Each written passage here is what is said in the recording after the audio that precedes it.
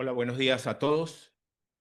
Buenos días a los señores académicos que se hayan presente, a las personas que nos acompañan. Les doy la más cordial bienvenida también a los académicos que nos están siguiendo por la transmisión Zoom y a todas las personas que están siguiéndonos a través del canal YouTube de Universitas. La Academia de Ciencias Políticas y Sociales ha venido celebrando su 110º aniversario. Lo empezamos a hacer desde la semana pasada, desde el lunes 16, y en esta serie de eventos que hemos llevado adelante, corresponde el día de hoy, 26 de junio, a la vida venezolana de hoy, vista desde la... Este evento ha sido coordinado por el académico doctor Ramón Guillermo Aveledo, a quien adelantado le damos las gracias, y en él van a participar los académicos Luis Ugalde, Colette Capriles, el propio Ramón Guillermo Aveledo, y tenemos como invitado especial a Félix Cejas. De manera que voy a proceder a darle la palabra al doctor Ramón Guillermo Aveledo para que eche a andar este conversatorio del día de hoy de la manera como lo ha programado. Muchas gracias, presidente. El lunes de esta misma semana, el Papa León XIV recibió en el Vaticano a un conjunto de políticos con motivo de la celebración, de la conmemoración del Día de Tomás Moro. Recordó allí el Papa que la palabra de Pío XI, del año 27, acerca de que la política es la forma más alta de la caridad. Se lo recordó a los políticos activos que estaban escuchando. Y recordó también, al poner el ejemplo de Tomás Moro, que Tomás Moro había sido fiel a su responsabilidad civil, a su responsabilidad como funcionario, y por supuesto había dado la vida por defender la verdad, y eso lo caracterizaba. Y creo que empezar con estas palabras es útil cuando hablamos de un tema que está muy relacionado, desde luego, con la percepción que los venezolanos tienen de las instituciones, con la percepción que el país tiene acerca de su propia vida. Hemos trabajado con encuestas, con focus groups y, desde luego, con las discusiones nuestras, a la luz de esos datos, las discusiones nuestras eh, con relación a estos temas. Tenemos para hoy, en primer lugar, al doctor Félix Cejas, que le agradecemos que haya aceptado la invitación de la academia. Félix Cejas, aparte de que como encuestador y como analista es un hombre muy conocido, es un doctor en estadística, doctor en data compleja de una universidad británica, pero además profesor de la Universidad Central, donde se graduó como estadístico. El problema es que si yo considero que, por ejemplo, la Suprema Justicia, la Asamblea Nacional, son instituciones muy importantes para la democracia, bueno, sé que son importantes, ahora confío en ellas o no, y aquí entonces yo con el primer contrasting antes, ¿no? Cuando nos vamos al índice de confianza de las instituciones por los venezolanos. En primer lugar, como siempre ha sido estudiantes, universidad, iglesia católica. Este primer gráfico, no sé si lo estamos usando ya, pero son información de junio del 2015. En ese momento, empresarios también planteaban tan alto, o por la iglesia, como la universidad, como los estudiantes. Después viene, bueno, partidos de oposición, y ahí hay un bajo importante, ya en aquel momento. Un índice de confianza bajo. Mediano alto, el de su Tribunal de Justicia, el Nacional Electoral. Índice que se catalogan como medios bajos. Si nos vamos, ahora el presente, estos datos siguientes son de junio de 2022. A los últimos, uno puede imaginarse que pasa con los últimos, pero todos bajan. Bajan las universidades, bajan los estudiantes, bajan la iglesia católica. Se siguen manteniendo niveles importantes, pero se una baja apreciada. Ahora, los empresarios es increíble cómo bajan. Es decir, los empresarios de están en unos niveles altos pasan a estar en unos niveles bajos. En tan solo 7 años en el transcurso de esta medición. En partidos de oposición baja muchísimo, Congreso baja muchísimo, Fuerza Armada baja muchísimo, Tribunal Supremo, y el Consejo Nacional Electoral 2022 mantiene el mismo nivel, que no era un nivel alto, pero no baja de manera importante. La última menciona que fue una alta exposición, pero hasta el 2022 pues ellos mantenían. Pero bueno, yo creo que estamos presentando una sociedad que es común escuchar esa confusión cuando uno habla de estas cosas. Bueno, porque la gente no confía en las instituciones, la gente no las valora, ¿no? La gente las valora. Estaba en silencio. De hecho, en los estudios cualitativos, cuando la gente se le dice, bueno, ¿qué cree que los partidos políticos Estaba en silencio, o sea, no se escucha nada cuando se fue cuando compartí la sociedad desde la A hasta la E. ¿Cómo funciona un país? Los partidos políticos son importantes. Usted puede ver, bueno, eso es otra cosa, ¿no? Pero la institución se valora como algo importante. Bueno, y este tema electoral para el venezolano. Estamos hablando de la primera elección libre, universal, secreta que hubo en el país, la elección de la reina del Campeonato Mundial de Béisbol del 44, creo. 44.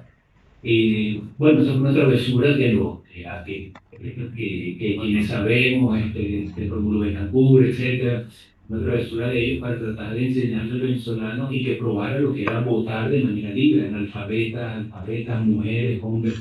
Una elección fue la primera, y aquello fue un boom tremendo. Estamos hablando de un país que no conocía lo que era eso y lo tenía prohibido, y de repente se lo presenta, y resulta que para el día de la elección de la reina del Campeonato Mundial de Béisbol que iba a ser por primera vez en Venezuela, bueno, ellos, el centro de votación abarrotado en todo el país. Entonces, además de fue la primera campaña formal que hubo, o sea, también con el OMA y todo, ¿no? Hubo dos participantes que destacaron, digamos, ¿no? De relevancia. Una se polarizó, la primera vez polarizada también aquí, ¿no? Era horriblemente que era la hija de una persona del gobierno de México.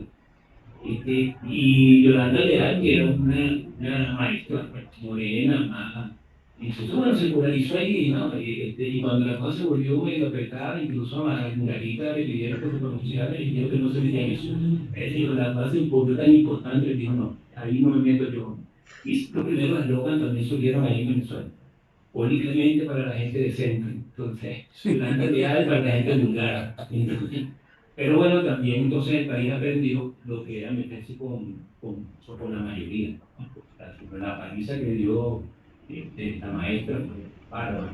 Pero bueno, estamos hablando que todavía, aquí un estudio del 2011, cuando se le pregunta a la persona o se crea un índice de participación en diversas actividades, estamos hablando de actividades, para lo que están viendo la regulación, asamblea ciudadana, actividades deportivas, asuntos religiosos, actividades culturales, una lista larga de actividades, bueno, la que destaca y por mucho es votar en elección. Entonces, sí, las elecciones es algo importante, sí, no tenemos estudios donde la gente valora la democracia, pero cuando se le pregunta qué es la democracia, el gran grueso de la población se remite a dos cosas: libertad de expresión, sin poder hablar y decir lo que pienso, y votar. El resto de separación de poder, eso me parece como un lado. Para la gente de democracia son esas dos cosas. Bueno, sí, votar es algo importantísimo para las personas. Hay un partido también bien simpático que es la abstención a lo largo del tiempo, desde el 58 hasta la elección del 2018, la última mitad. Bueno, la abstención cómo fue creciendo cuando la democracia empezó a entrar en crisis, 83, 88, ya en un 93 tomando un 39%, y sí, esto hasta el 2000 que fue el 43%, luego empieza a bajar, es decir, la gente empieza a sentir que votar tenía un sentido, ¿no? Y que le podía afectar la vida, que le podía impactar la vida, incluso la gente de manera animada, incluso la inscripción en el electoral, también aumentó de manera importante. En 2018 se dispara a la abstención más alta que hemos tenido en elecciones presidenciales, en un 54%. Entonces, bueno, de nuevo, estamos hablando de una sociedad que un valor tan importante pues está trastocado, además de cosas de su cotidianidad, que es lo que encontramos también en estudios cualitativos y cuantitativos. La gente no quiere tener, y de eso hay un estudio bien interesante, la gente no quiere tener dos carros parados al frente, no quiere tener dos casas en la playa, no quiere viajar todos los años para el exterior. No, la gente lo que quiere es poder y pongo un ejemplo que se repitió en varias ciudades, el mismo ejemplo, y eso nos llamaba la atención. Yo lo que quiero es poder irme para la playa con mi mesa de dominó y sentarme con mis amigos a jugar un domingo. Eso lo perdí y yo lo quiero volver a tener. O sea, cosas tan básicas como eso. Entonces, cuando entramos en el estado de ánimo de las personas, aquí hay un grafiquito también que nos dice que el venezolano, con todos los problemas que pueda tener, más del 50% siempre se mantiene las personas que dicen que tienen esperanza. El pesimismo siempre ha estado por ahí por el 20%. En el 2024, junio, esa medición se disparó un pico de esperanza un 73%. Se imagina, bueno, la expectativa electoral que había, etcétera, disparó la esperanza de una manera importantísima y el pesimismo bajó. Bueno, última medición de junio de este año, bueno, la esperanza cae a su nivel más bajo, que es un 51%. El pesimismo aumenta a un 30%, que también es su nivel más alto registrado, desde que nosotros estamos viviendo por lo menos, ¿no? Entonces, sí, algo ha ocurrido obviamente, ¿no? La gente, sus problemas, puede tener esperanza de que mejoren en el futuro, pero esto parece estar golpeado, ¿no? No necesariamente la gente puede sentir que vaya a empeorar la situación, pero por lo menos la sensación de que puede estar mejor en el futuro parece que está golpeada. Y lo vemos también en yo no lo he llamado autoestima, a lo mejor el colega le puede poner nombre que corresponde a esto, ¿no? Pero, no sé, empoderamiento, no me gusta esa palabra, pero cuando se le pregunta a la gente, bueno, ¿y quién tiene posibilidad de impactar en que su vida mejore? Bueno, junio del año pasado, junio de 2024, 75% decía nosotros mismos. Nosotros mismos somos. Y todo lo demás caía a niveles pequeñitos. Militares, factores internos del gobierno, comunidad internacional, partidos de oposición.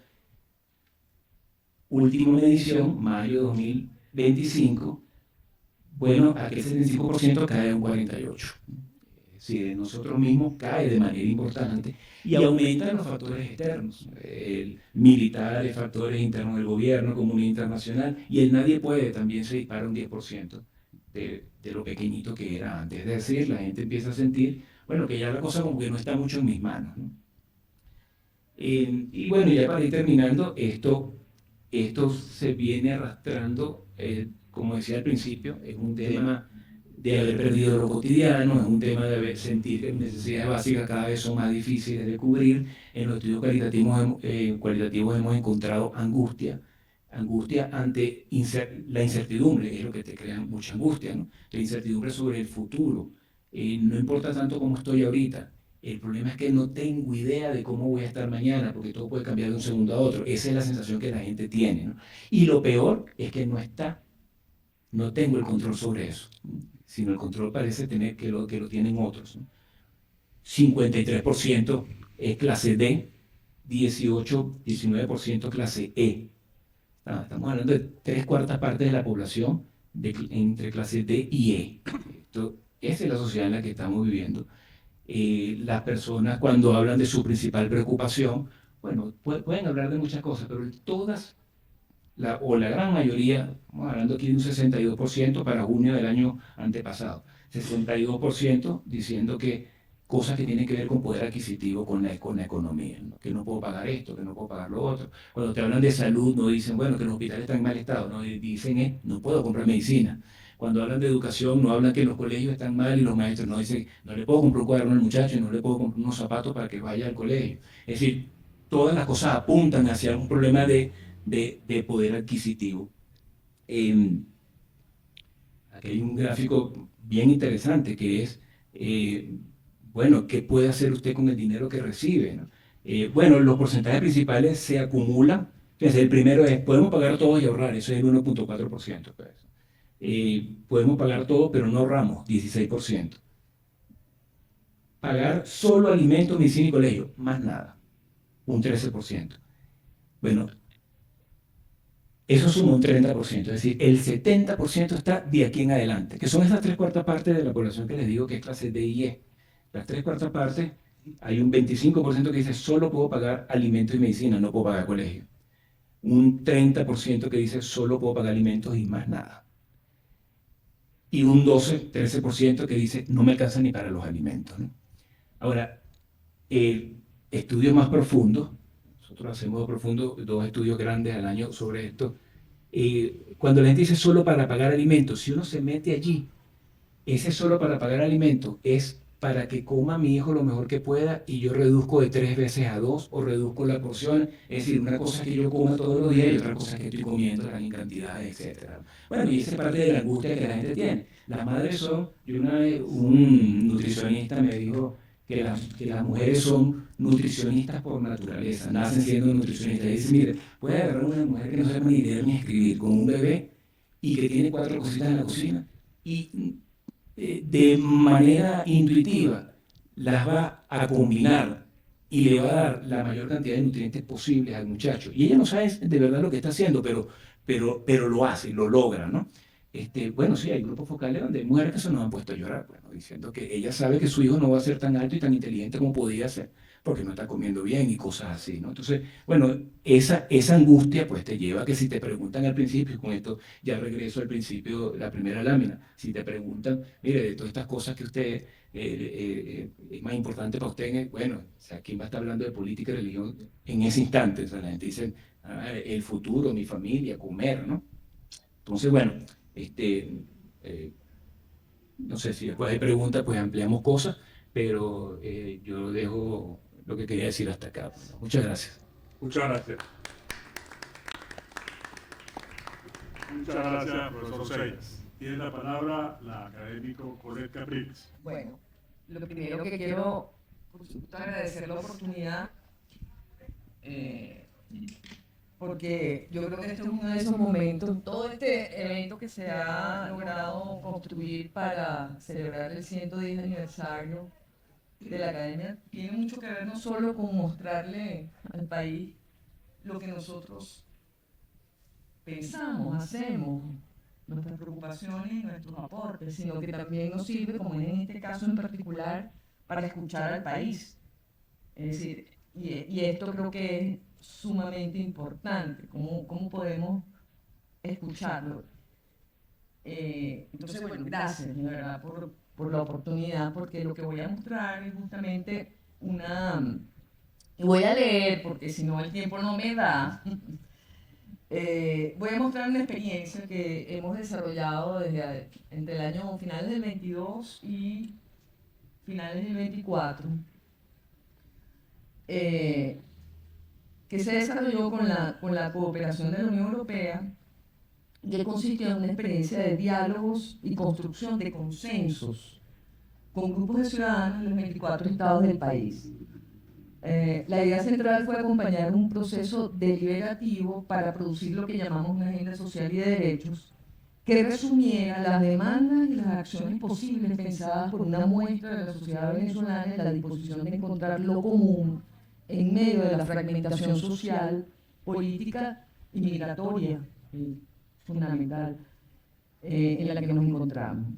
El proyecto tuvo varios puntos de partida, varias premisas. No voy a recordar aquí el complejo contexto sociopolítico de los últimos años, excepto por un elemento que es muy relevante para esta experiencia, que a partir de 2019 arranca en Oslo primero y luego en Barbados una experiencia de negociación, un momento de negociación, otro más, se podría decir, entre la oposición y el gobierno, que con sus interrupciones, con sus variaciones, con sus retrocesos, deja lecciones que en el futuro deberemos atender.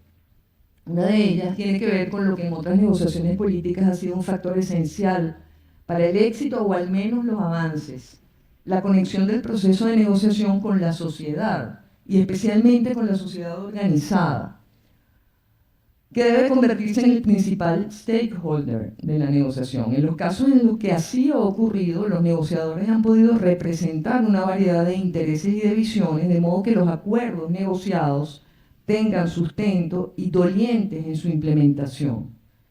Pero esto supone que haya algún grado de organización social, de nodos, de lugares formales o no, que conecten entre sí esa pluralidad de la sociedad y que la conecten con instancias de representación política y con la mesa de negociación misma. De modo que la experiencia de la agenda social también se inscribe en esa dirección ¿Qué tiene la sociedad venezolana que decir o que pensar en relación con sus propias demandas de cambio y su papel en la democratización? ¿Dónde están los consensos y sobre todo los desacuerdos? De hecho, un antecedente directo de este proyecto fue la llamada Demanda de Chile. Eso fue un manifiesto producido por una instancia que se creó en 1986, que se llamó la Asamblea de la Civilidad, que justamente empieza a ser un espacio de coordinación de distintas fuerzas sociales y políticas que estaban en espacios muy restringidos y que estaban muy desarticuladas. Y esa desarticulación tenía que ver con distintas teorías del cambio con respecto a la dictadura de Pinochet.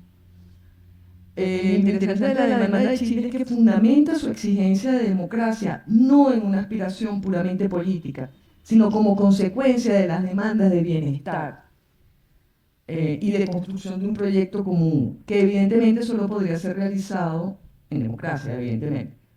Su éxito fue justamente encontrar las convicciones y demandas comunes al margen de las diferencias ideológicas, y ello permitió amalgamar fuerzas sociales y políticas muy heterogéneas y, en definitiva, asegurar su posterior expresión política en el plebiscito. También hay antecedentes locales que no quiero dejar de mencionar. El proyecto de Prospectiva 2035 de Fede Cámara, que también generó un proceso de consulta de muchos actores.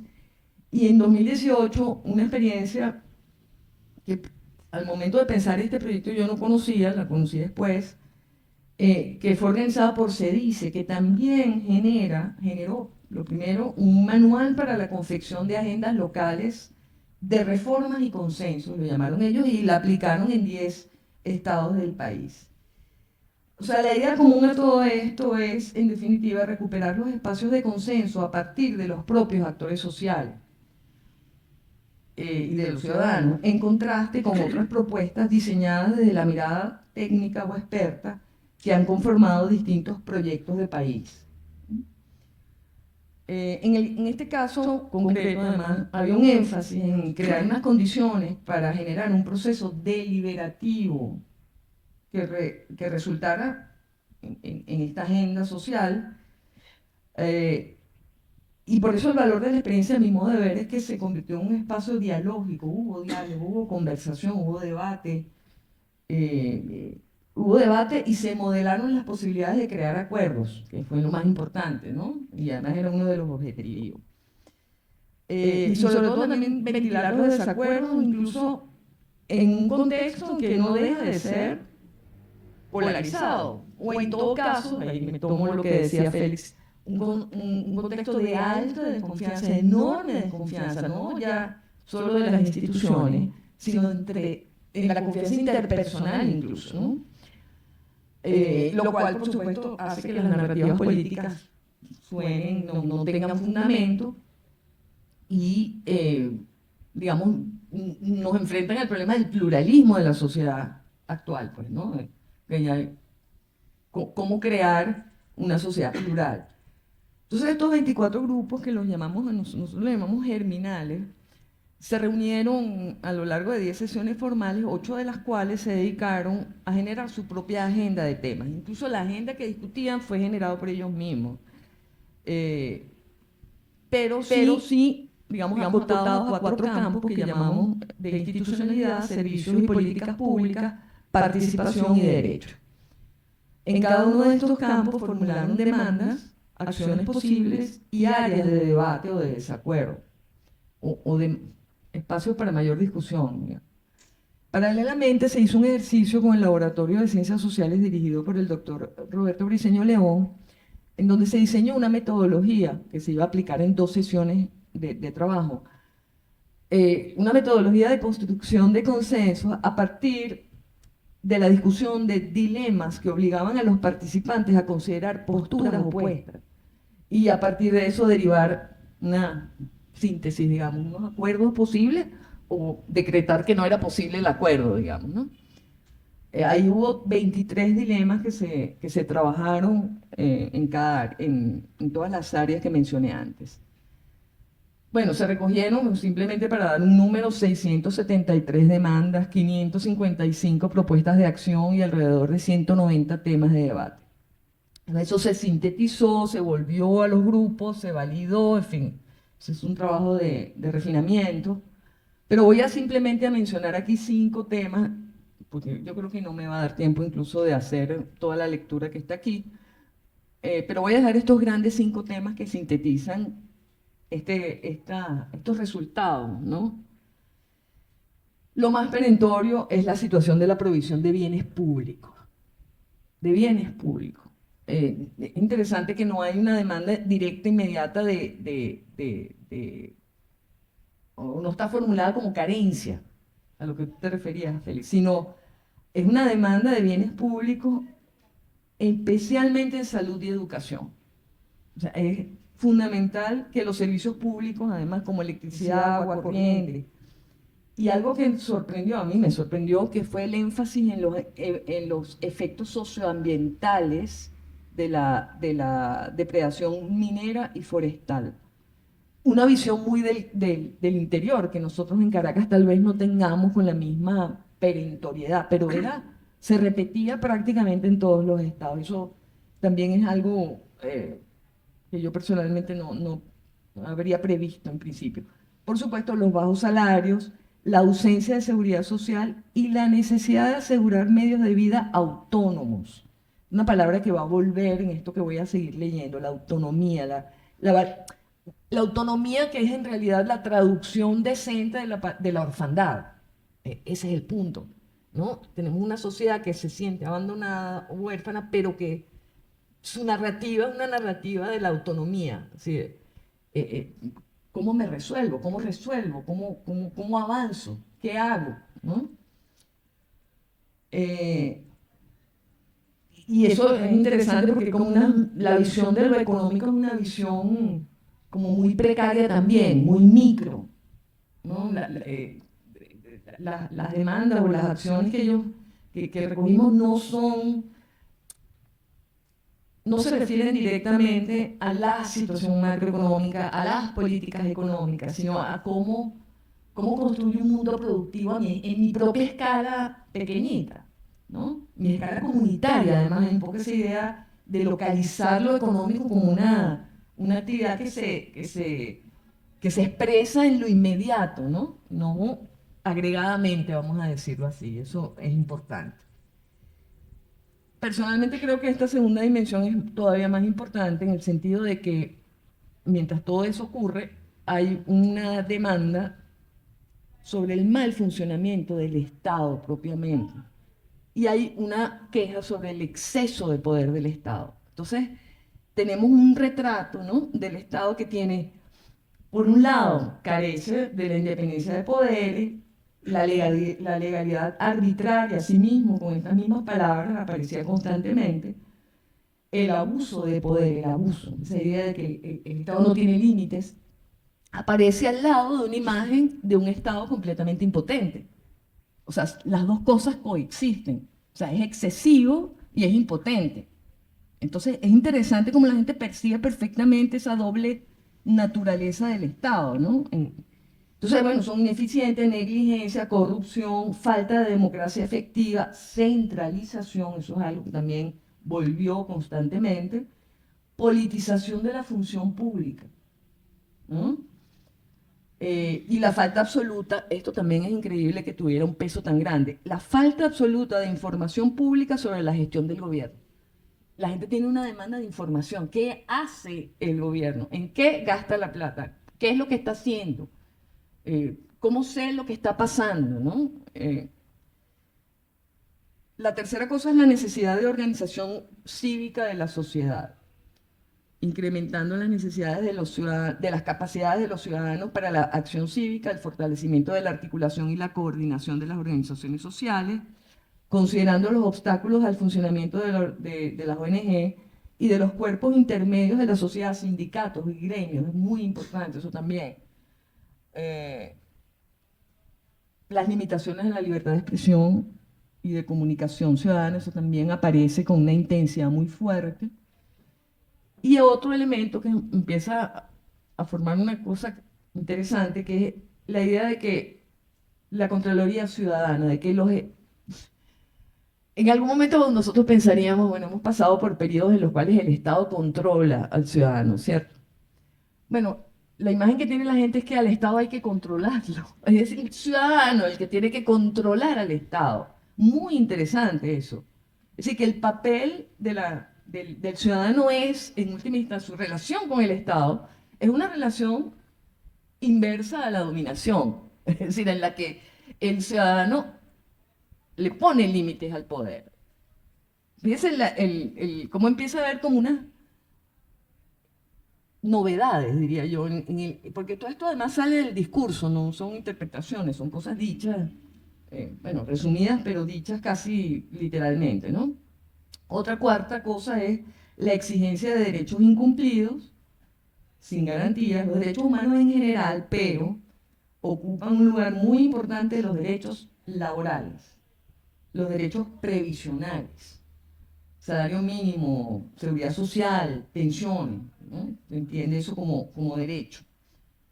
Y finalmente un quinto grupo, diría yo, que se asocia a las problemáticas locales críticas que exigen acción de parte del Estado Nacional. Especialmente el tema indígena, muy importante, el tema minero, gravísimo, la emergencia humanitaria en regiones vulnerables como las fronterizas y rurales, la seguridad territorial, el impacto ambiental y socioecológico del extractivismo y, por supuesto, el énfasis en recuperar la descentralización y la autonomía de las gestiones regionales. Esta enumeración no sorprende a primera vista, esperable, pero lo que sí vale la pena subrayar es que se vislumbra en la manera en que se abordaron los distintos temas la intención de vincular esta serie de legítimas demandas concretas con la estructura de la gobernanza democrática, ¿no? Es decir, la gente no separa su necesidad de bienestar, su demanda de bienestar, de la demanda democrática. O sea, piensan que es en la democracia donde esas demandas pueden ser cumplidas. Eso me pareció a mí interesante, porque va en contra de estas percepciones fantasmas, ¿no? Según lo cual la gente puede tener algo así como un bienestar puramente material, sin conectar eso con la naturaleza del régimen político en el que esté, ¿no? Digamos, ese es como el sueño despótico, ¿no? El sueño despótico es un bienestar sin libertad, sin participación más que libertad, porque creo que ahí es donde hay un giro en esto que estoy leyendo, ¿no? Entonces la democracia se entiende como un espacio político con un Estado de Derecho que garantice derechos, el cumplimiento cabal de la Constitución y las leyes, que tenga capacidades de gestión para el bienestar social, pero también mecanismos de balance de poder para la participación pública de diversos grupos, organizaciones, comunidades, empresas, individuos. Se entiende que el bienestar es una resultante del entramado institucional que permite la acción conjunta de Estado y sociedad. Como que ¿cuánto tiempo me he llevado? ¿Cuánto? Ya voy terminando. Ok. No, me quedan entonces 3 páginas que nos vamos a saltar. Porque lo que quiero es con esto, por supuesto, en realidad este es un material que después podemos ver en detalle por escrito, pero quería cerrar con, con el hecho, bueno, haciendo un balance, digamos, de esto. Por la forma en que se llevó a cabo todo este proceso, realmente los debates fueron importantes en el sentido de que se les dio un espacio intentando modelar lo que podría ser el debate público también, ¿no? Y yo creo que en mi conclusión, digamos, es que primero en esta agenda, en esta experiencia, se puede vislumbrar áreas de consenso en la acción pública. Por supuesto, un consenso que públicamente solo se puede alcanzar bajo la operación de instituciones apropiadas. El trabajo de estos grupos de voluntarios que participaron en esta experiencia demuestra la voluntad de la sociedad venezolana por encontrar maneras de desescalar el conflicto político e institucional y transformarlo constructivamente. Por supuesto, tenían todo esto, el horizonte de expectativas en donde este proyecto se funcionó era el año 24, la elección, etcétera. Así que coincidimos en el sentido de que hubo un momento también de entusiasmo por las posibilidades del cambio. Entonces, bueno, a pesar del dramático deterioro de las condiciones políticas desde entonces, yo creo que esta agenda y el proceso deliberativo, colaborativo, reflexivo que le dio cuerpo, las propuestas y demandas que ella contiene, son un aporte que busca contribuir a la discusión pública necesaria para el trazado de un horizonte común, para constituir a la sociedad en interlocutora de actores políticos e institucionales e incidir en la recuperación de los derechos y garantías constitucionales. Como reflexión final, yo diría que el aporte medular de todo esto es traer de nuevo a la conciencia pública el difícil tema de los consensos y el pluralismo, es decir, la metabolización de los disensos en nuestra cultura política. Nuestra democracia se construyó a través de lo que Diego Bautista Urbaneja llama el consensualismo, siguiendo de cierta manera, no estrictamente, la idea de Juan Carlos Rey de describir el sistema político venezolano como un sistema populista de conciliación de élites. El core del sistema consistía en mantener consensos básicos, o más bien en mantener muy bajos los niveles de conflicto en el plano de las decisiones políticas y en la distribución de los costos de la gobernanza. En este sentido, los consensos eran instrumentales porque servían al objetivo primario de proteger a la democracia contra actores que pudieran amenazarla y que la amenazaban, además. Pero se fue abandonando en esa práctica el campo de los consensos sustantivos acerca de las prácticas democráticas y se volvió en última instancia muy difícil adaptar y renovar el sistema, considerando los cambios y las demandas que la misma democracia había provocado en la sociedad venezolana. Los consensos y la cultura de la negociación quedaron desprestigiados como mecanismos puntofijistas y entramos a partir de 1998 en una lógica del conflicto permanente. La buena noticia es que la sociedad venezolana quiere salir de la hegemonía del conflicto. La no tan buena es que para ello hay que generar nuevas prácticas y una nueva imaginación política para una democracia que pueda encontrar consensos sin evadir el conflicto institucional que es propio de lo político. Gracias.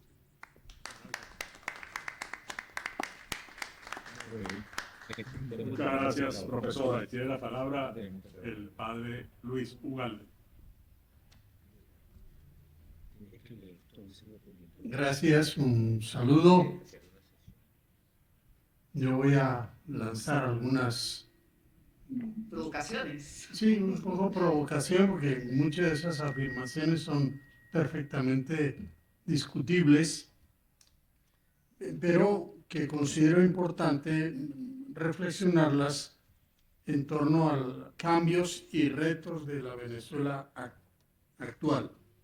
Entonces voy a poner unas pinceladas de 1925 a 2025, digamos, de un siglo, qué cosas se vivieron de una manera extraordinaria y qué cosas hoy día no están tan seguras. Llamo transformaciones de la Venezuela contemporánea de 1899 a 1935, las fechas son arbitrarias.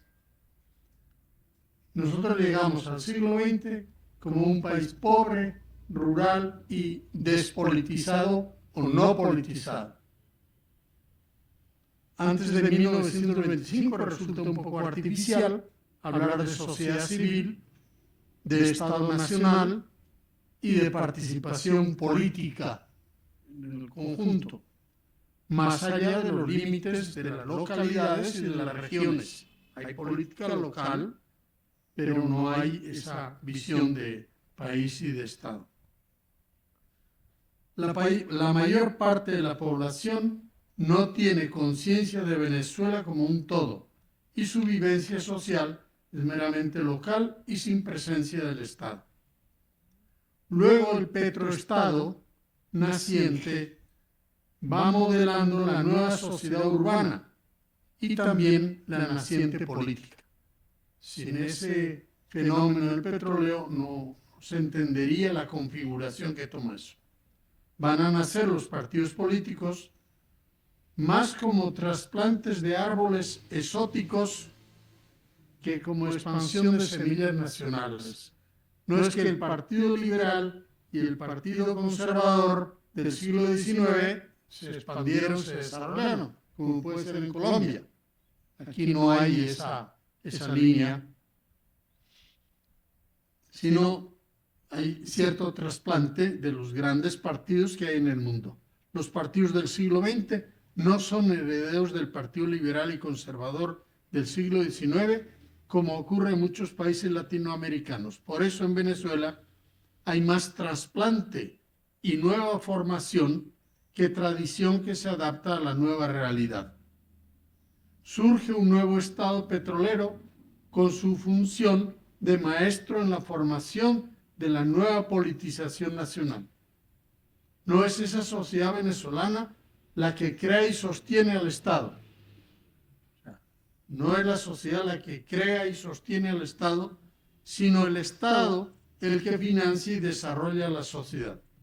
Es el Estado, no la sociedad, el que ahuyenta la malaria, el analfabetismo y el que contribuye a financiar todo el sistema de salud, de educación, de vialidad, comunicaciones que interconecta, integra al país e impone el monopolio de la violencia legítima frente a los numerosos brotes armados que dominaron el siglo XIX. Queremos resaltar que no lo hace a base de grandes esfuerzos impositivos a la población, sino que el Estado docente, el Estado médico, el Estado urbanizador es un Estado gratuito, entre comillas, que une todos esos servicios donde no los había y sin exigir cobro alguno. Podemos hacer unos cortes temporales en diversos momentos de los 100 años a que nos referimos, 1926, 1936, 46, 56, 66. En todos ellos el Estado va modelando la sociedad y dotándola sin necesidad de exigir grandes sacrificios económicos. O sea, el Estado va modelando a la sociedad. Es un Estado más distribuidor que redistribuidor. Siempre se dice el papel redistribuidor del Estado. Creo que nuestro Estado durante mucho tiempo ha sido más distribuidor que redistribuidor en el sentido de recoger y después distribuir. Esa Venezuela urbana naciente recibe también grandes contingentes humanos externos.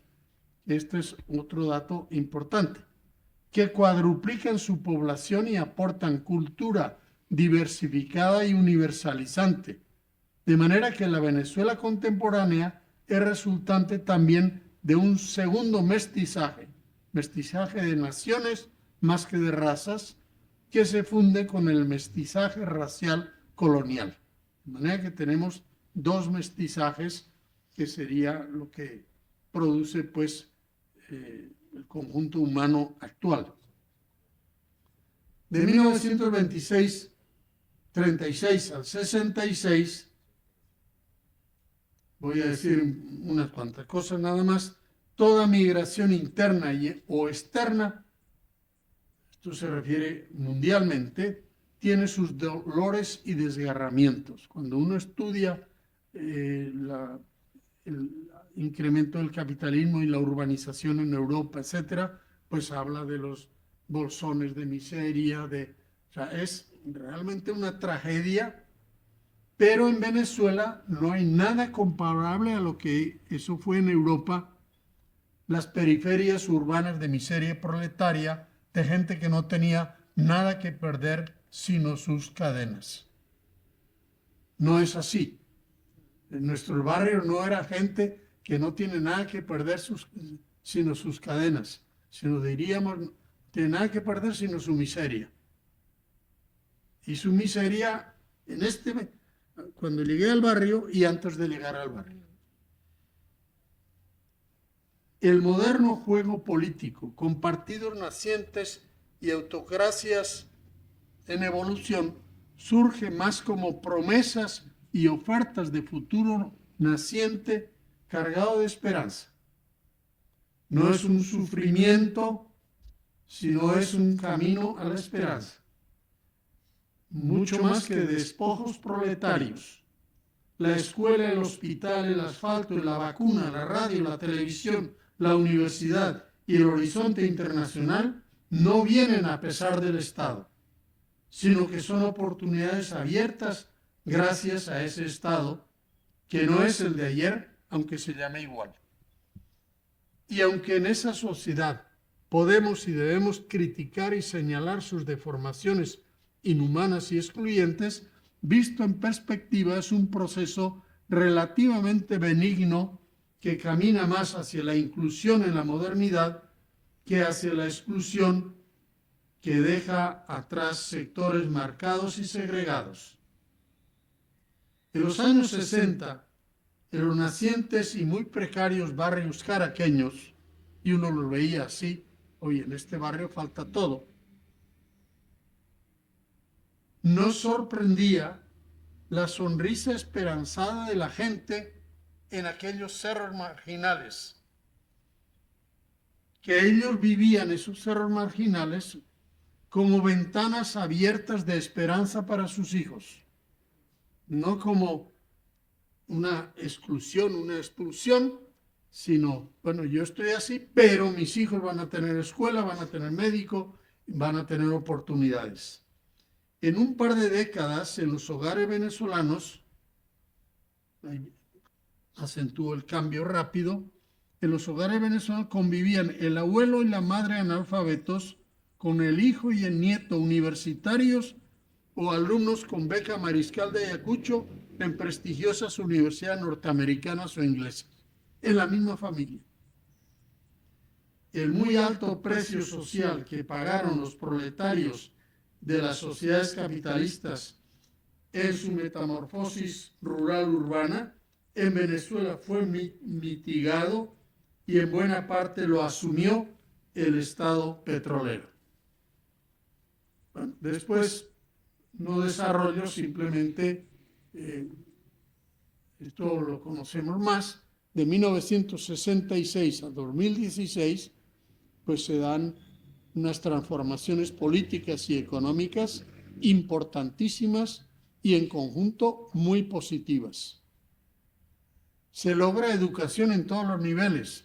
Uno puede criticar, pero es una educación pobre, lo que ustedes quieran, pero se logra educación en todos los niveles, es decir, no solamente en la primaria, sino hasta la universidad, y nacen las universidades y crecen los números de una manera impresionante, incluso en sectores, el padre y la madre son analfabetos.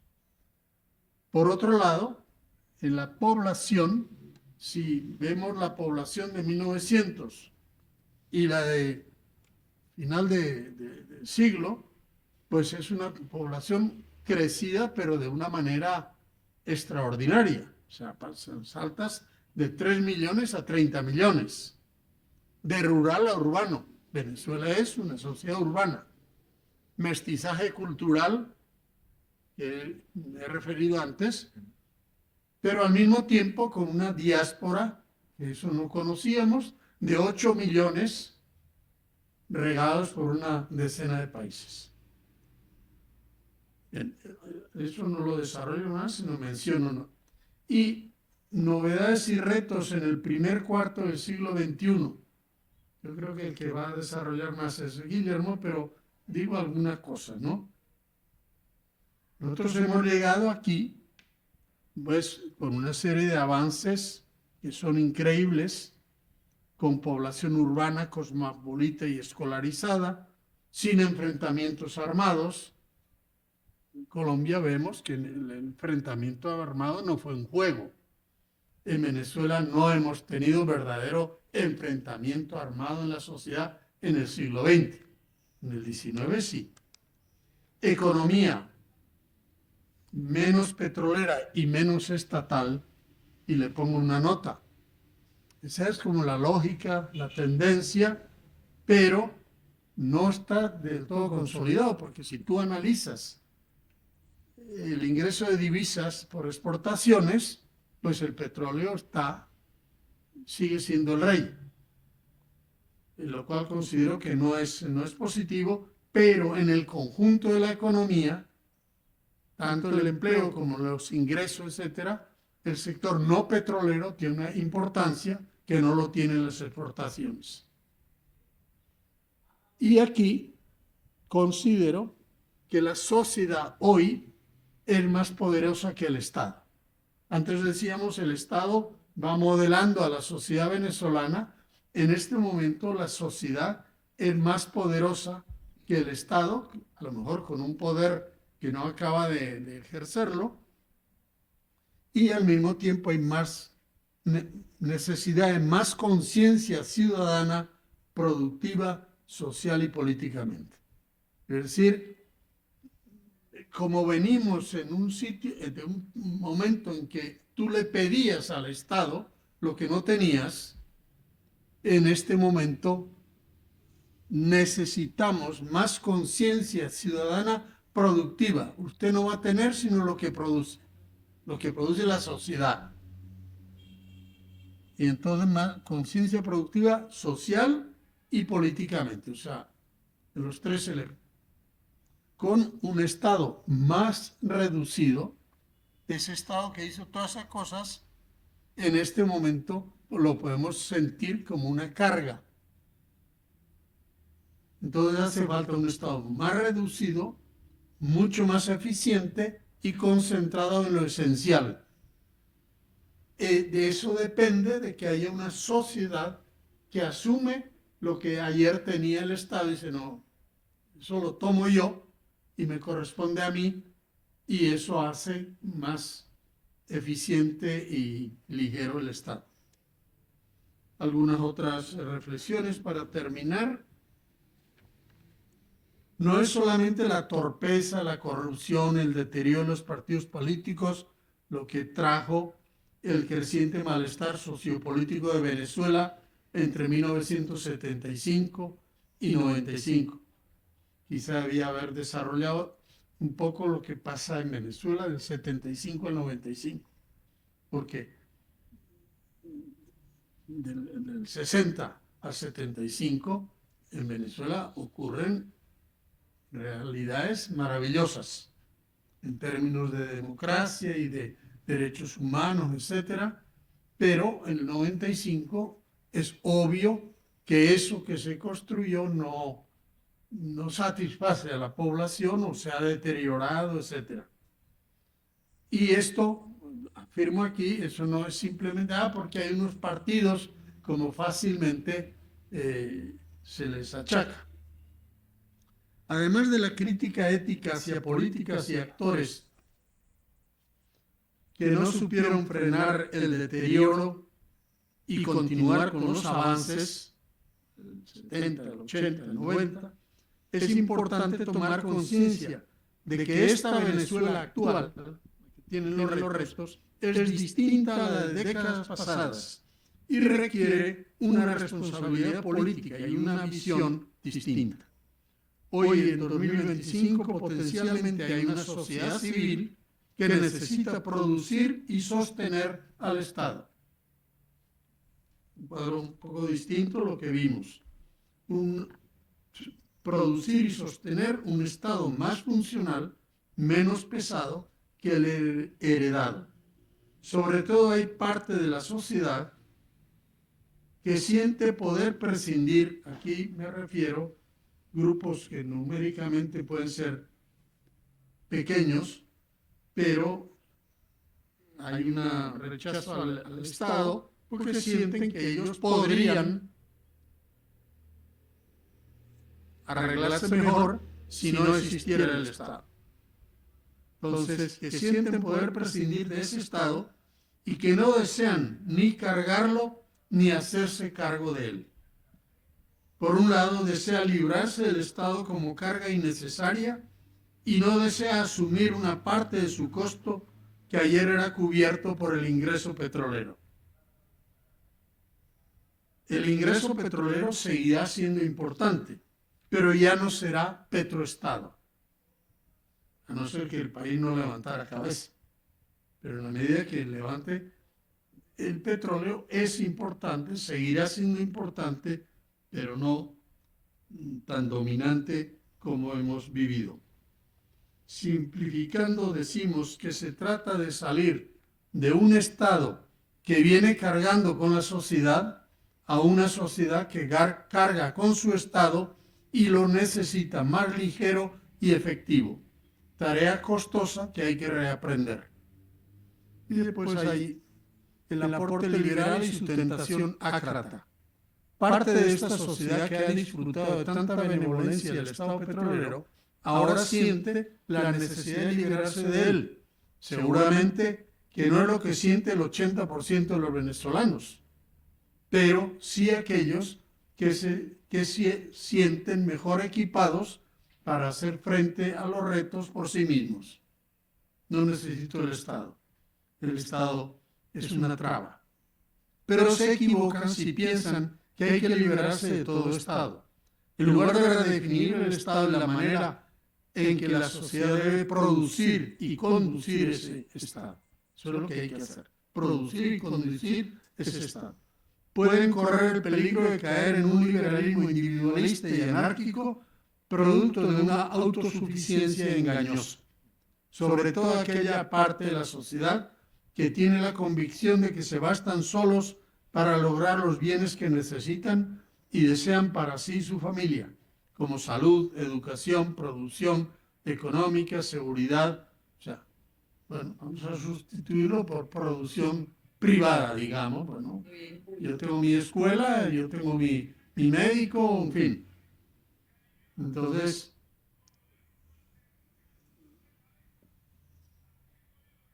por el contrario, es necesario desarrollar un nuevo sentido de responsabilidad pública y ver con claridad que eso que siento necesario para mí y los míos no se puede lograr aisladamente, sino que se me garantiza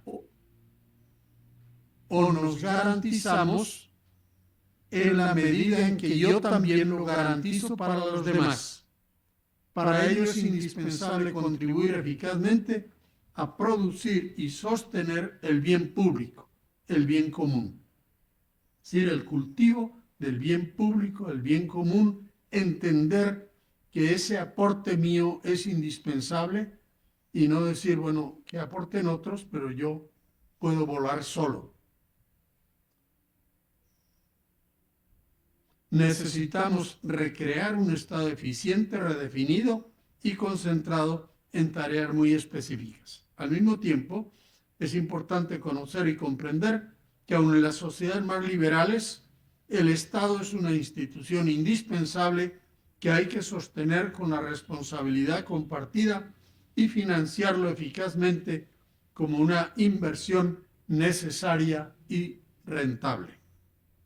Sociedad con Estado democrático, superando la idea de el gendarme necesario. El Estado es el gendarme necesario para poner orden. Un Estado que pueda. Entonces, sociedad con Estado democrático, superando la idea del gendarme necesario. Este no es necesario en la Venezuela actual, sino que es un fantasma que debe ser espantado con la luz de la conciencia ciudadana que sustenta el Estado democrático. Gracias.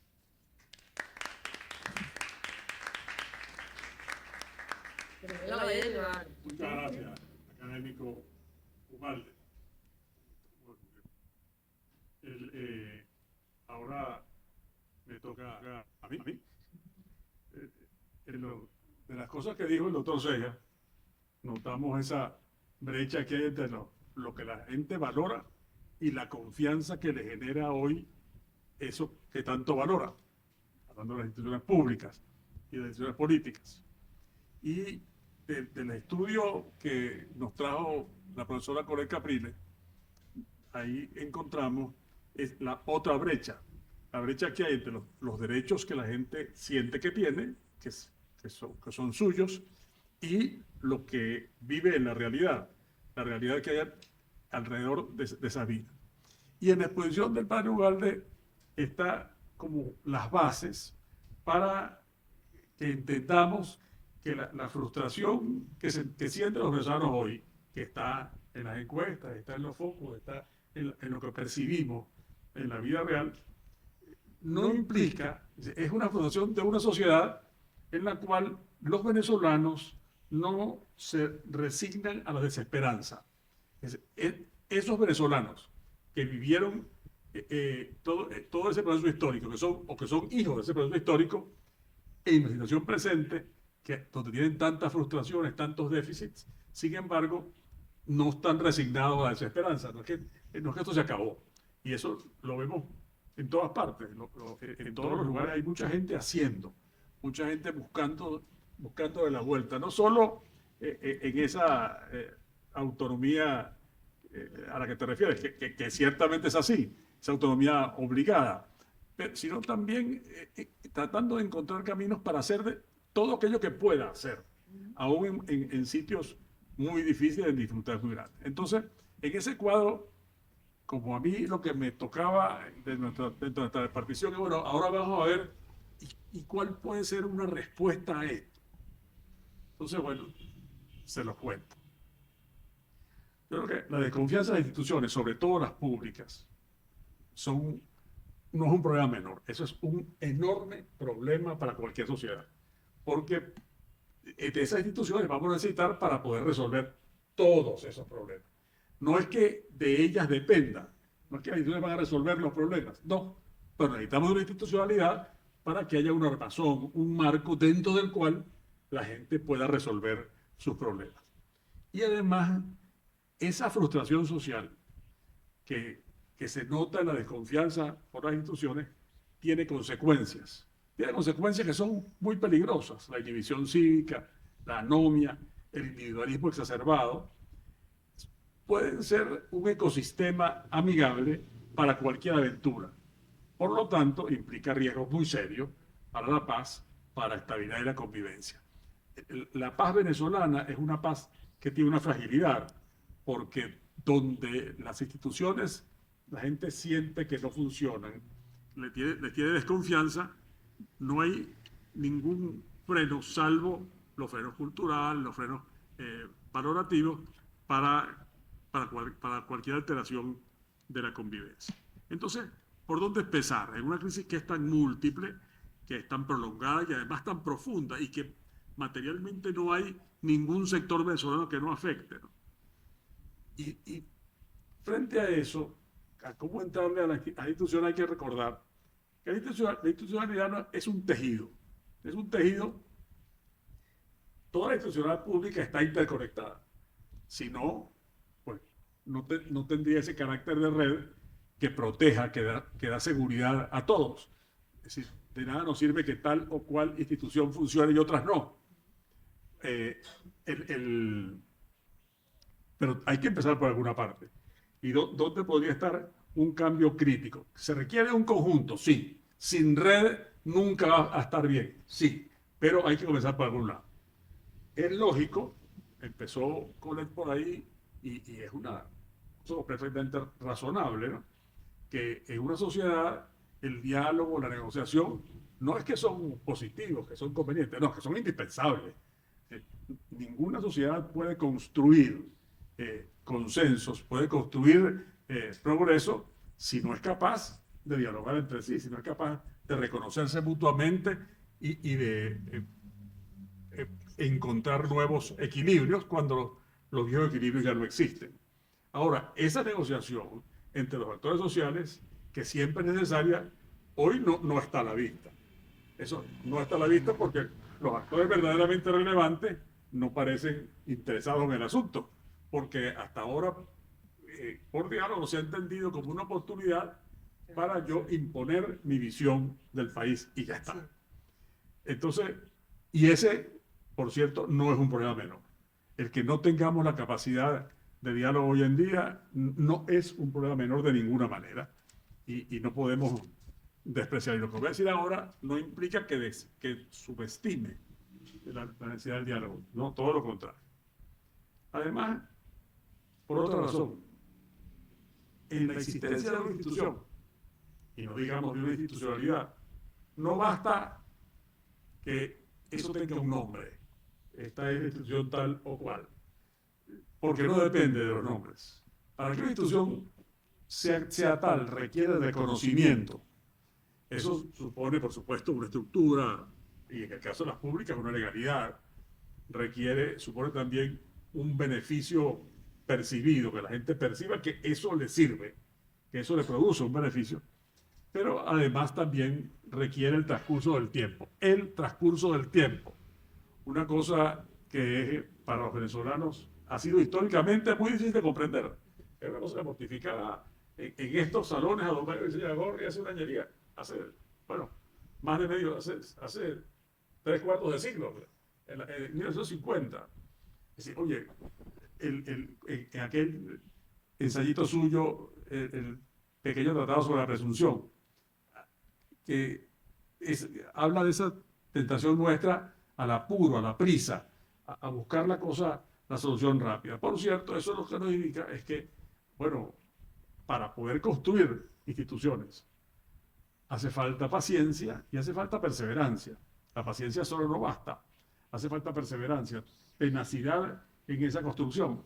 Y bueno, sabemos que la paciencia y la perseverancia no son como el petróleo, donde tenemos la reserva probada más grande del mundo. Son recursos naturales más bien escasos en nuestro medio hoy. Tierras raras. Así es. Eso también tenemos que tenerlo en cuenta. Entonces, bueno, ¿cómo hacemos? Hay un dato que es muy cierto. La gente tiene conflictos, todos tenemos conflictos que requieren soluciones razonables y pacíficas, soluciones por las buenas. Conflictos que afectan su libertad y su seguridad, sus relaciones familiares, sus hijos, su patrimonio, su propiedad. Su patrimonio no importa que sea muy grande o muy chiquito. Lo que yo tengo es lo que yo tengo y eso lo quiero defender. Sus relaciones económicas y laborales, sea usted trabajador o sea patrono, sea empleador, eso es un problema que genera conflicto. Y también sus relaciones con la autoridad a todos los niveles, para que el poder público nacional, estatal o municipal, la administración pública central y la descentralizada dispensen la seguridad y los servicios y estemos a salvo tanto de la arbitrariedad como de la inacción, porque las dos nos hacen mucho daño. Cuando la gente habla en los focus de los que habló Colette, de esa contradicción de un Estado al que siente muy poderoso y le tiene miedo, pero al mismo tiempo lo busca, ¿dónde está? ¿Qué es lo que pasa? Que no existe cuando lo necesito. Esa contradicción es la que está allí y ese es el reto. Entonces, oye, si yo tuviera que escoger algo y no es desviación profesional, oye, ¿dónde podría estar? Pues es fácil decir, hay que empezar por la comida. Claro, porque es lo económico, es lo principal, lo primero. Sí, es verdad. Pero ¿dónde podría haber un cambio institucional crítico que empezara a producir una recuperación de la confianza en la institución? Y entonces será por mi afición a los deportes, antes conocida y recordada cuando estaba el profesor Sella hablando de la elección de la reina de la Serie Mundial de Béisbol del 44. Sí, es decir, ¿con qué no puede soportar un juego de béisbol o un juego de fútbol? Que no haya árbitro o que el árbitro sea malo. Eso es inaguantable. Un árbitro que no conoce las reglas, o que no es imparcial, o que no decide oportunamente y limpiamente, es inaguantable. Si se acabó, no, hace impracticable el deporte. Bueno, pues en la sociedad el árbitro es la justicia. La administración de justicia es el árbitro en la sociedad. Y ese es un cambio crítico. Si la administración de justicia funciona mejor, de esa manera puede empezar a recuperarse lentamente, como será inevitablemente, la confianza de las instituciones. Por cierto, ¿y cómo hacemos? Bueno, pues, tenemos una guía, que es la Constitución. La Constitución es una guía. Ahí está, una guía, una hoja de ruta. Una hoja de... Las reglas del juego. Así es, una hoja de ruta para poder organizar eso. Por cierto, desde la exposición de motivos, la Constitución dice que el Estado social de Derecho y de Justicia, que es como se define, implica división de poderes, imperio de la Constitución y las leyes, sujeción de todos los poderes a la Constitución y las leyes y garantía procesal de los derechos humanos y las libertades. Eso lo dice. Pero además, después, en el texto constitucional, ya no recuerdo otro motivo, desde el 26 de la Constitución, artículo 26, cuando habla de acceso a la justicia y habla de la importancia de la prontitud, dice, ¿y esa justicia cómo es? Esa justicia a la que hay que garantizar el derecho al acceso. Gratuita, accesible, imparcial, idónea, transparente, autónoma, independiente, responsable, equitativa, expedita. Ahí una lista muy importante. Bueno, ¿qué querrá decir equidad en este caso? No hay que ponerse exquisito. Equidad sabemos lo que quiere decir. Y está en el diccionario, pero además, si los abogados podemos ir a Osorio o a Futuro, ahí está lo que es equidad. Sabemos, es una disposición. Lo digo además con su propia palabra. Bueno, en el diccionario de la Academia, igualdad de ánimo, bondadosa templanza, justicia natural, moderación en los contratos, disposición de ánimo para dar a cada uno lo que merece. Osorio la asimila justicia distributiva basada en la igualdad o proporcionalidad, moderación, y Futuro, imparcialidad, ecuanimidad, espíritu de justicia. Eso es lo que es equidad. Entonces, fíjense ustedes, después de que en el artículo 49 de la Constitución habla del debido proceso, además de una manera muy prolija, muy detallada, no se forma con enunciarlo, sino que agarra y dice punto por punto en qué consiste el debido proceso. Después, cuando entramos en el capítulo propiamente de la justicia, se habla de un marco general, pero además subraya que en el 254 la independencia y en el 255 la carrera judicial con ingresos y ascensos por concurso de oposición, y en el 256 la abstención de la política, la separación de la política con relación a la justicia. En el 257 vuelve al 49. El proceso es el instrumento fundamental de la justicia. ¿Y cuál es el proceso? Aquel que en el 49 dijo. Y bueno, después habla en el 259, bueno, 258 de los jueces de paz, unos jueces de paz sin apellido, jueces de paz. Habla de la Constitución Administrativa en el 259 y el 260 de la Justicia Especial Indígena. Y el 261 de la Justicia Penal Militar solo para delitos de esa naturaleza. Vuelvo a la exposición de motivo. Solo para lo estrictamente militar. Que la Constitución podría ser mejor que eso, sí podría ser mejor. Sin duda. Pero tal como está, así como está, sirve perfectamente. Claro, sí se aplica. Sí se aplica. Y allí es inevitable ver la situación, el panorama presente, ¿no? Desde luego. En la carrera judicial, bueno, vivimos en una transitoriedad permanente. Tanto algunas leyes como algunas sentencias del Tribunal Supremo le han dado a la transitoriedad una permanencia. Hay un viejo dicho venezolano de que en Venezuela no hay nada más corto que lo permanente y más largo que lo transitorio. Pues este es el caso. Una transitoriedad que se ha estabilizado. Y además, cuando el legislador se ha atrevido a ponerle coto, el Tribunal Supremo dice, no, momentico, no señor, sigamos en la transitoriedad. Y en la vida real, aparte de discurso, la vida real es que la mayoría de los jueces son provisorios. El porcentaje varía, porque hay mucha opacidad en las estadísticas judiciales, lamentablemente.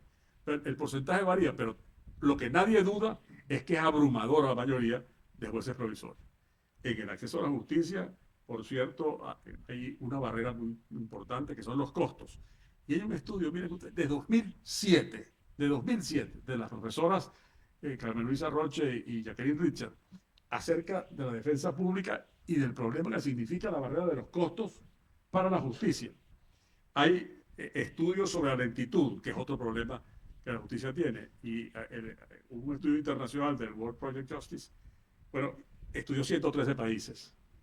En la justicia penal, la de Venezuela ocupa el lugar 113. En la civil estamos mejor, 112. Y según la ONG Acceso a la Justicia, los mayores retrasos ocurren en la penal y en la de adolescentes, y el mayor número de tribunales sin sentencia son los tribunales civiles y los de la LOPNA. En el contencioso administrativo hay los estudios del doctor Chavero y del doctor Cánova.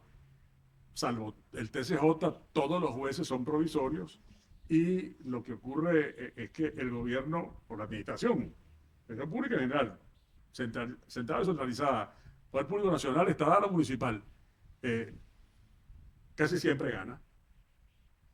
Y entonces la percepción es que el gobierno no es justiciable, por cierto. Han disminuido mucho las demandas en el contencioso. ¿Y por qué? Claro, porque la gente dice, no, que voy a ir para allá si voy a perder. Entonces, claro, esos problemas empezaron el año 99, no, es verdad. No es verdad que empezaron en el 99. Por supuesto, se agravaron muchísimo, y algunos sí son nuevos, pero se agravaron muchísimo después del 99.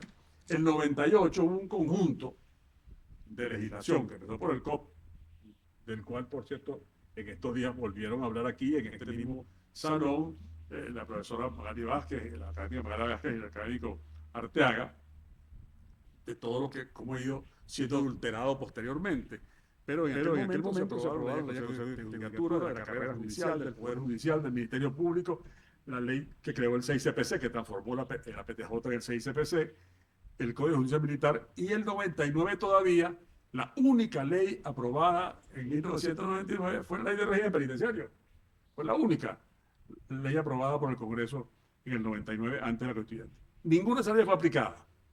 Tenía una vacación legis para poder empezar el 99, pero no fueron aplicadas. Sin embargo, sus premisas están consagradas en la Constitución.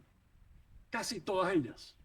Casi todas ellas. En la Constitución de Cultura no. Sin embargo, la Constitución aceptó que hubiera una jurisdicción disciplinaria judicial distinta, específica. Entonces, ¿por dónde podemos entrar a esto? Bueno, la academia ha hablado de eso, por cierto. En 2011, en las propuestas a la Nación, la academia habló de este asunto, advirtió en 2011, hace 14 años, advirtió lo que podía pasar y por qué había que entrarle a este problema. Pero individualmente, académicos también lo han hecho. Hay el libro que coordinaron la doctora Silvia Sosa y el doctor Casal, que es publicado en el año 2020, hace 5 años, qué hacer con la justicia. No solo hablan ellos, sino que trajeron un conjunto de expertos de las universidades para hablar del problema y de qué se puede hacer. Y al final uno puede resumir, sí, ¿qué se puede hacer? Más jueces, mejores jueces, con más presupuesto y con una mejor gerencia del tribunal y del sistema como conjunto. En la defensa pública, por supuesto, fortalecer la defensa pública, para que más gente tenga derecho a eso.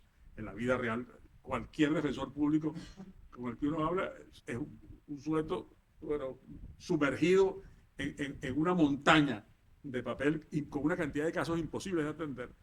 Y por supuesto, también eso hay que fortalecerlo, pero también hay que fortalecer, promover y crear en el sentido público y promover privado los servicios de asistencia jurídica gratuita para los casos que no son penales. Y la gente que tiene que tener justicia y que no puede tener servicios, no puede pagar abogados. Pero además, desde luego, hay que reformar algunas de las leyes dictadas para adaptarlas a la Constitución. Leyes que son dictadas después de la vigencia de la Constitución, pero que hay que constitucionalizar. Es decir, hay que hacerlas que se parezcan al precepto constitucional porque se comen la flecha de la Constitución. La ley orgánica del TCJ, la ley del Código de Ética del Juez, la ley del Sistema de Justicia y la ley de justicia de paz comunal. Al final, lo más difícil es aparentemente lo que debería ser más fácil, que es cumplir con la Constitución. No hay que buscar a Dios por los rincones. Ahí está la guía para un poder judicial que se parezca a lo que la gente necesita y a donde la gente tenga confianza para ir a reclamar, para tener seguridad y entonces empezar a abrir una confianza hacia las instituciones. Por mi parte, es todo.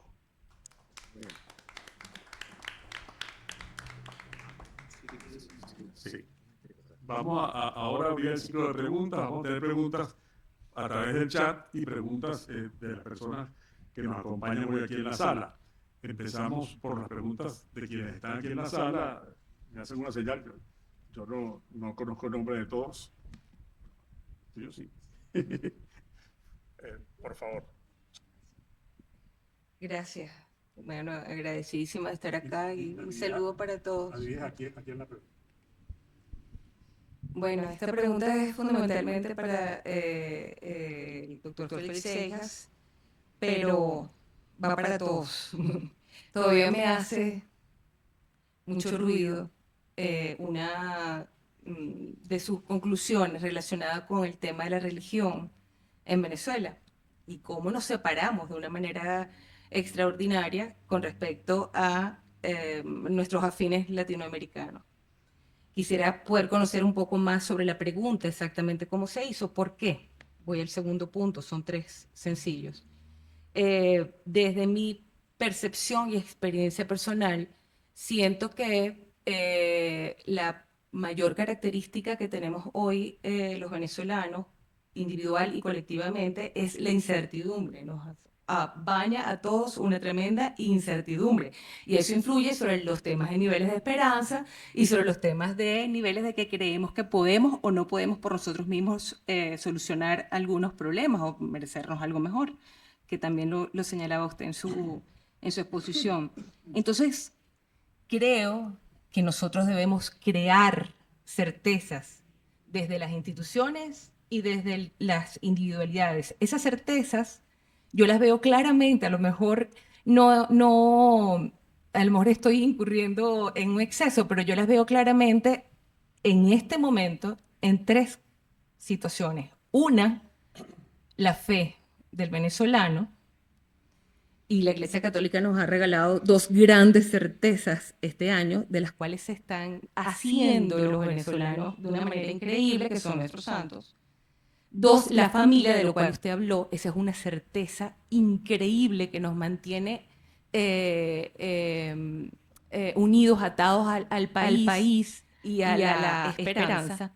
Y la tercera certeza es la Constitución, aunque no tengamos las formas de hacerla cumplir completamente. Entonces, la pregunta es, ¿cuál fue realmente la pregunta que se le hizo a los venezolanos para que tengamos ese número tan horroroso del 8%? Y además, la otra es para todos, ¿no deberíamos desde nuestras instituciones como esta, la academia, fortalecer la certeza sobre la Constitución, sobre todo en un año en que está tan gravemente amenazada? Yo propongo que debía haberlo hecho antes. Vamos a agrupar preguntas para responder así por grupo. ¿Alguien más en la sala? La doctora Sosa. Pues, académica Sosa. Adelante.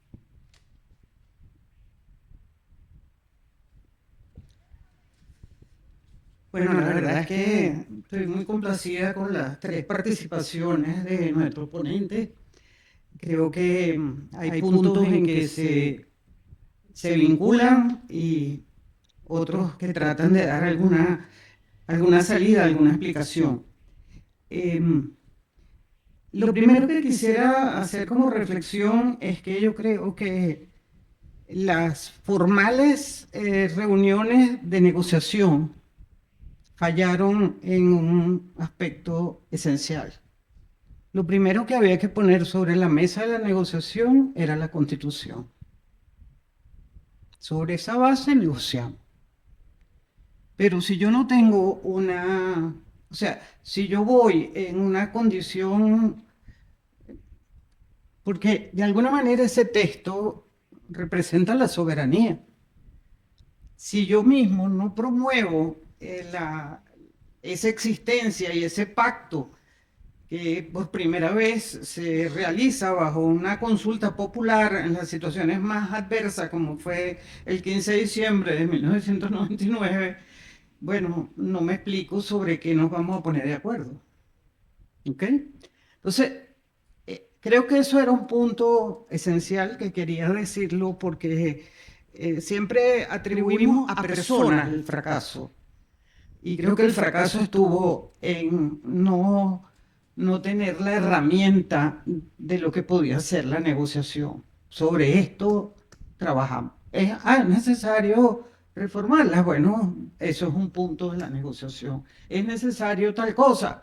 Creo que, en segundo lugar, creo que la Constitución es poco conocida. Es poco conocida por nuestros líderes políticos.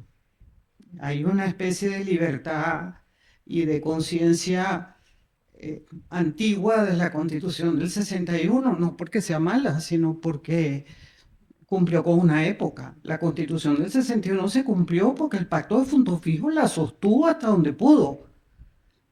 Esa es la verdad.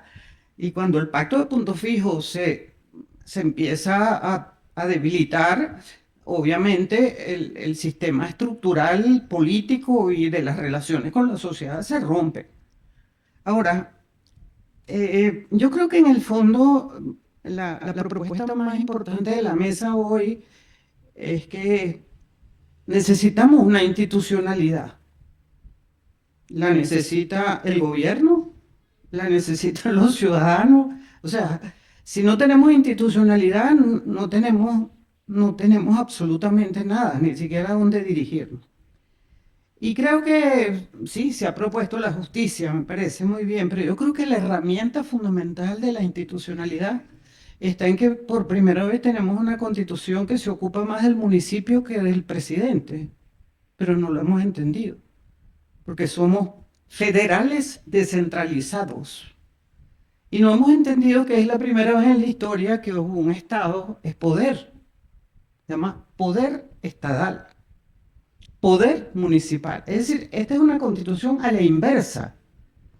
Tengo que entender es como un renacer, es un enfoque completamente diferente.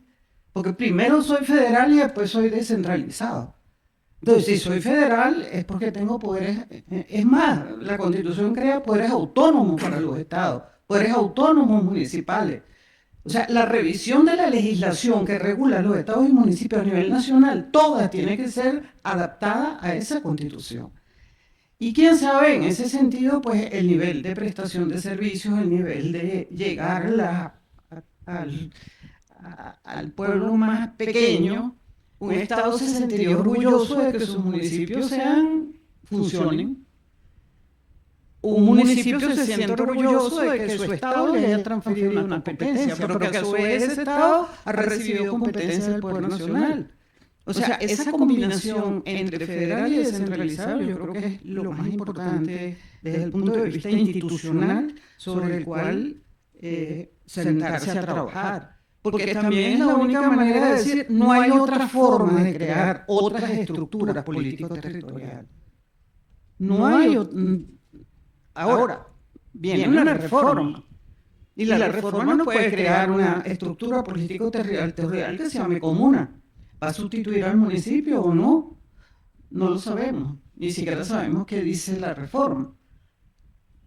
Entonces, no sé, me parece que avanzar hacia una institucionalidad como la que tenemos, con un discurso más hacia los niveles más básicos, eso de la célula básica, que lo hemos repetido en todas las constituciones del tema municipal, yo sinceramente creo que necesita efectivamente una puesta en práctica. También me gustaría hacer un comentario sobre el tema de los poderes públicos nacionales. En realidad nosotros tenemos como 700 poderes públicos. Es una cosa insólita. Tenemos 5 nacionales, pero tenemos 23, si sumamos el creado 24. Tenemos 24 gobernadores, 24 consejos legislativos, 336 poderes ejecutivos y 336 poderes legislativos, que hacen como un sumario de 700 poderes públicos en el país. Creo que esa cuenta es importante también sacarla para saber cómo nos estamos moviendo. Yo nunca he visto un gobernador decir, yo soy el poder ejecutivo de mi estado. Yo nunca he visto a un alcalde decir, yo soy el poder ejecutivo de esta alcaldía. Nunca he visto, yo formo parte del Congreso, de la Asamblea de mi estado, y eso me da un orgullo, porque yo tengo estas competencias. No, todo el mundo está viendo a ver qué le tiran del Poder Ejecutivo. Es la primera fractura que tengo, todo el mundo. Y después, bueno, la desmembración efectivamente de la estructura político-territorial, que además tenemos la locura de que vamos a elegir personas que van a desempeñar esos cargos, pero que ni siquiera saben que son federales descentralizados. No, de verdad que lo que quiero decir es que pareciera que estos resultados son bastante auténticos, porque hoy en día un ciudadano es capaz de hacer las reflexiones que yo estoy haciendo. Es increíble. O sea, antes era un tema del abogado, del jurista, no. Hoy usted habla con, no sé, con un chofer, con uno que hace delivery y está perfectamente claro. Puede que no se sepa la Constitución, pero se sabe lo básico de sus derechos. Y al contrario, creo que sí hay una situación de desconcierto social que necesita un camino. Porque si le hablo solo de justicia, yo necesito una justicia del Poder Ejecutivo, una justicia del Poder Judicial, una justicia del Legislativo. No hay ningún poder nacional más importante que el Poder Legislativo. Ese es el motor de una democracia. Es donde salen las leyes. Entonces, nosotros no lo sentimos así, acaso, en la Constitución del 61. ¿Qué era lo más importante como poder? El Congreso. No era el Poder Ejecutivo. Claro, teníamos un presidente con capacidades. Bueno, perdón, yo no soy ponente, gracias.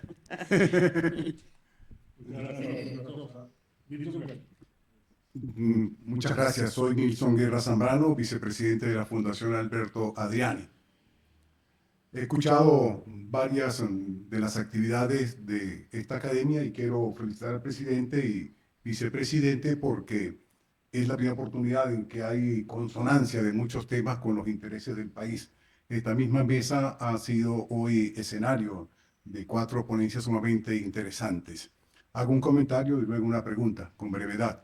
Seijas trajo a la mesa un hecho que lo reiteraba Aveleo, la elección de la reina del Campeonato Mundial de Béisbol de 1944, que tuvo una grandísima participación de toda la sociedad venezolana. Y no se extendió más porque no hubo la oportunidad de que muchos pueblos y lugares opinaran sobre la materia. Eso marcó, y ahí entramos en la ponencia del padre Ugalde en la trayectoria, en lo que tiene que ser la democracia. La democracia tiene que ser algo relacionado con el pueblo, con la comunidad inmediata. Aquello fue un hecho muy, muy vinculado a la propia sociedad. Y se demostró que cuando hay temas bien cercanos a la comunidad, ella responde. Si ese camino lo hubiésemos seguido a través del tiempo, de las trayectorias y etapas que citaba Ugalde, pues tendríamos una democracia más fervorosa en la participación popular. Hay un tema que no se ha tratado en el país y es el tema de la abstención electoral, no de la gente registrada que no vota, sino de la gente que no se ha querido inscribir.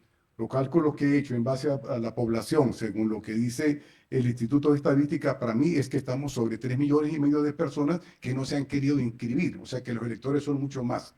Eso es algo que no se ha trabajado, como tampoco se ha trabajado sobre el PIB en la economía venezolana de los poderes irregulares, que en Colombia se ha hecho y está sobre el 12%, algo bien significativo. Aquí quizás es un poco más. Y la pregunta es para la doctora Sosa, que no es ponente, pero al estar hablando está obligada a responder esta pregunta que le voy a hacer. La exposición que ella ha hecho sobre la Constitución me da a mí la idea de que con la Constitución de 1999 fuimos a un sistema más descentralizado y menos centralizado que el de la Constitución de 1961. ¿Se puede calificar eso como un acerto o es una aproximación mía o imaginaria? ¿Alguien más en la sala tiene preguntas o intervenciones? Tenemos por la vía del chat preguntas. Se puede empezar a responder, doctor Seijas, doctora Sosa. Sí, todavía estamos, pero sí. Ok.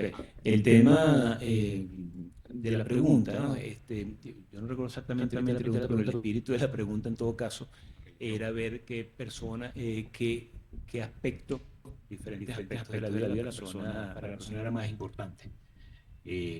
Claro, esto no se debe entender como que como que el venezolano, la religión ya no le para o que hay una pérdida, no, no, no es eso, ¿no? Es que, bueno, por ejemplo, si a mí me preguntaban esta mañana cuál era mi principal problema, yo iba a decir era ponerme esta camisa con un brazo que no puedo mover, pues, ¿no? Claro, es lo inmediato en el momento, ¿no? Las personas que hablan de salud, de educación, es porque, bueno, la educación, pues, los hogares difícil un lugar que no tenga muchachos, ¿no? Que no tenga alguien que pequeño, adolescente o ya en edad universitaria, pero pasa a ser algo importante. Cuando ves que no lo puedes resolver o que tienes grandes problemas, bueno, aquello ocupa tu principal preocupación también. Igualmente con la salud, ¿no? Anteriormente tenemos casos importantes registrados en estos estudios que le hablaba, que se hacen 2 veces al año, de personas que el simple hecho de no poder tener tratamiento gastrointestinal, de comprar las medicinas, de comprar los protectores estomacales, bueno, se le ha convertido en un problema gigantesco, ¿no? Algo que antes no existía, la persona simplemente compraba su cosa y bueno, y aquello no le pasaba por la cabeza bueno, ahora pasa a ser una preocupación importante. Claro, la religión no es algo que yo digo, me está faltando ahorita y me está fallando. No. Entonces, claro, lo demás pasa a ser como algo muy inmediato y no algo muy... lo religioso en Venezuela ha tenido diferentes momentos, ¿no? Hubo un momento interesantísimo donde el venezolano empezó a separar Vaticano de Conferencia Episcopal Venezolana, por ejemplo. Entonces, el Vaticano cada vez era evaluado de una manera más baja y la Conferencia Episcopal de una manera alta. Bueno, pero ¿por qué? Por el contexto en el que esto estaba ocurriendo, que era el momento en el que, bueno, había más debate en lo político, había más la confrontación no violenta, estoy hablando de confrontación de discursos, etcétera. Bueno, la Conferencia Episcopal Venezolana estaba muy activa en ese. Entonces, claro, la gente sentía que era una institución que estaba acompañándolo en sus deseos, digamos, ¿no? O por lo menos que estaba de manera activa y lo veía de una manera. En cambio, el Vaticano sentía que más bien se alejaba de aquello y que tomaba posiciones neutras. Entonces, interesantísimo eso, ¿no? Como fue en algún momento el asunto de los militares. Los militares, la gente contestaba, ¿pero de quién me estás hablando? Si me hablas de los generales es una cosa. Si me hablas del Guardia Nacional que está en la cola, cuando había desabastecimiento ocurrió eso.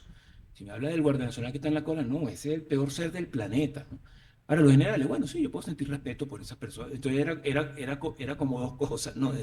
Entonces, si no, la religión sigue siendo algo importante para más un país donde el catolicismo es una mayoría abrumadora, ¿no? Donde uno ve, yo seguramente ahorita hacemos un estudio en los Andes, en Mérida, y la parte religiosa, oye, esas imágenes de un cura en una camioneta llevando el Santísimo a no sé dónde, en medio de la lluvia, bueno, son cosas épicas que la gente ve y en ese momento entonces cobra una importancia o una presencia interesante, ¿no?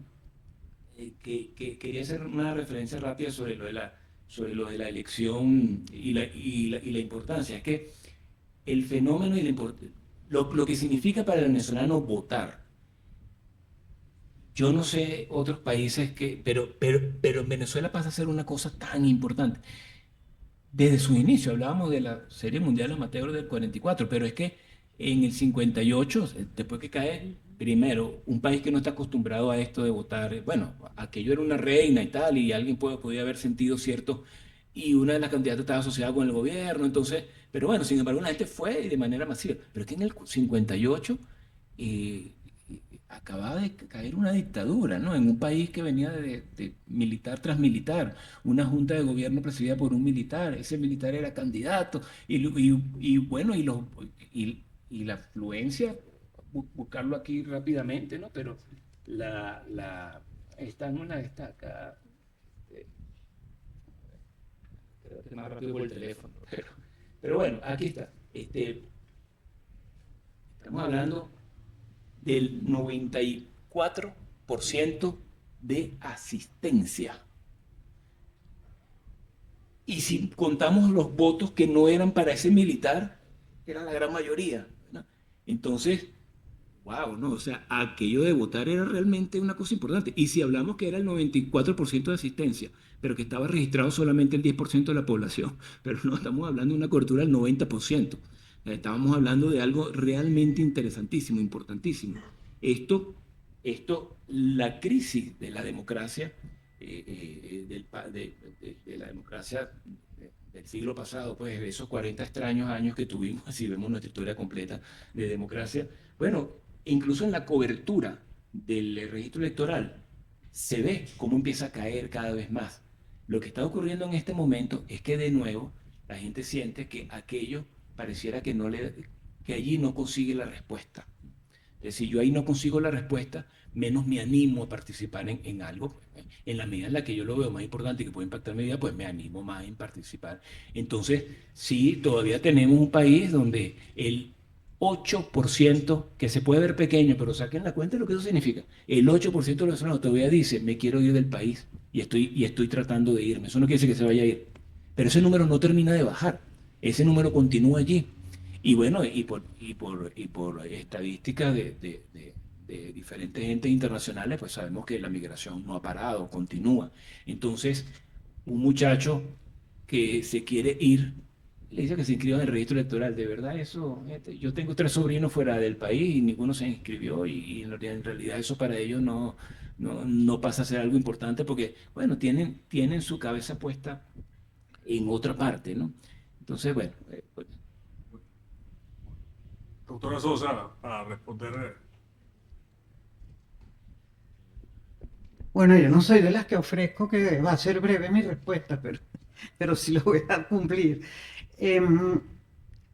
Mire, yo creo que con la Constitución del 99 podemos caminar un buen trecho y podemos también hacer ajustes, podemos hacer ciertas reformas o también otra forma de cambiarla, pero ella funciona si la supiéramos poner en marcha.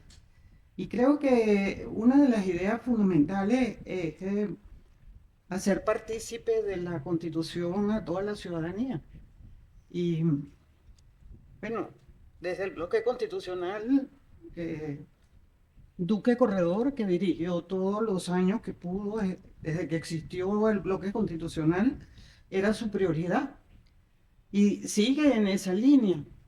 Inclusive se hizo un giro hacia el tema de la familia y es impresionante la receptividad que ha tenido el enfoque, ya no hacia luchar contra las instituciones, sino a reforzar la democracia en la familia, diciendo que allí comienza la democracia, oyéndose, discutiendo, dialogando, etc. De manera que yo sí creo que la Constitución tiene sus problemas y los abogados sabemos cuáles son, pero no son objeto de ninguna reforma. Por lo menos en lo inmediato, me parece que sería absurdo también transformar la Constitución en un medio de división, en una fractura social. No, yo como soy chavista, esa es mi Constitución, entonces yo quiero cambiar la Constitución porque, sí, creo que más bien es una Constitución para la unión de sectores. Pero sí creo que hace falta conocerla mejor, sacarle más provecho a su texto, ser más claro en lo que le corresponde a cada quien desde el punto de vista institucional y también lo que nos corresponde a nosotros como ciudadanos, porque nunca nos recuerda a nadie cuáles son los deberes constitucionales que tenemos. Y vaya que son unos cuantos, y cuáles son los deberes del Estado. El que tiene derecho al ciudadano, el Estado está para producir, generar, que hayan garantías constitucionales. No que sea dueño de las garantías, pero que se ejerzan, se cumplan esas garantías a los derechos allí establecidos. Entonces, creo que el gran conflicto es que esta es una Constitución que hizo énfasis en garantizar derechos.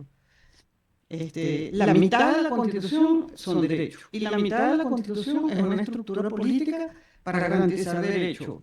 y estamos en un vaivén permanente con una política, a mi manera de ver, superada y superada en ambos campos. Si los partidos políticos se mantienen en una línea que uno lo siente en la Constitución del 61 y una sociedad que ha evolucionado y se siente que quiere participar. Entonces, es un dilema bastante más profundo que lo que nos hemos encontrado es como el puente.